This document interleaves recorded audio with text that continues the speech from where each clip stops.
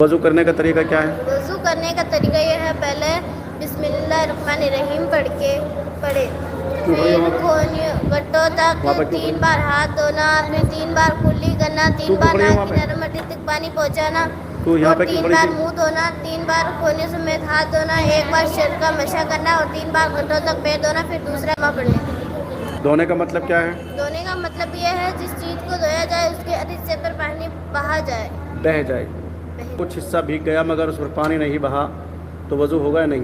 इस तरह वज़ू हरगिज़ नहीं होगा। भीगने के साथ हर हिस्से पर पानी बह जाना ज़रूरी है। इंसान किस लिए पैदा हुआ? अल्लाह ताला की इबादत करने के लिए। मुसलमान अल्लाह ताला की इबादत कैसे करते हैं? नमाज पढ़ते हैं, रोज़ा रखते हैं, मालदार माल की ज़कात निकालते हैं और हज करते हैं। इबादतों में सबसे अफजल इबादत कौन है? सबसे अफजल इबादत नमाज है। नमाज क्या चीज़ है? नमाज अल्लाह ताला की एक इबादत है जो एक खास तरीके से अदा की जाती है कि बंदा हाथ बांधकर किबले की ओर खड़ा हो जाता है, कुरान शरीफ पढ़ता है और खुदाए ताला के सामने झुक जाता है, पेशानी ज़मीन पर रख देता है और उनकी बड़ाई बयान करता है, हुजूर सल्लल्लाहु ताला अलैहि वसल्लम पर दुरूद सलाम भेजता है। रात और दिन में कुल कितनी मरतबा नमाज पढ़ी जाती है? 5 मरतबा।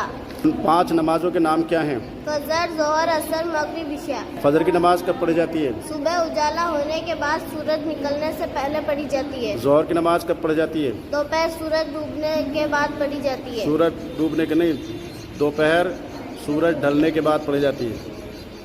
सूरज ढलने के बाद। दोपहर सूरज ढलने के बाद पढ़ी जाती है। असर की नमाज कब पढ़ी जाती है? सूरज डूबने से घंटा 1.5 घंटा पहले पढ़ी जाती है। मगरिब की नमाज कब पढ़ी जाती है? सूरज डूबने के फौरन बाद पढ़ी जाती है। इशा की नमाज कब पढ़ी जाती है?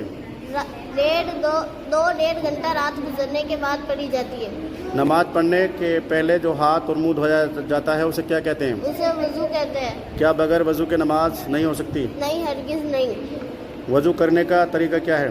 वज़ू करने का तरीका यह, पहले बिस्मिल्लाह पढ़े और फिर 3 बार हाथ धोए, पहले सुल्तान फिर उल्टा, फिर 3 बार कुल्ली करना, फिर 3 बार नाक की नरम हड्डी तक पानी पहुंचाना, फिर 3 बार मुंह धोना और फिर 3 बार खोनियों समेत हाथ धोना, 1 बार सर का मशा करना और घुटनों तक 3 बार पैर धोना। का मतलब क्या है? धोने का मतलब यह है, जिस चीज़ को धोया जाए उसके हर हिस्से पर पानी बहा जाए, बह जाए। बह जाए। अगर कुछ हिस्सा भीग गया मगर उस पर पानी नहीं बहा तो वज़ू होगा या नहीं? इस तरह वज़ू हरगिज़ नहीं होगा। भीगने के साथ हर हिस्से पर पानी बह जाना ज़रूरी है।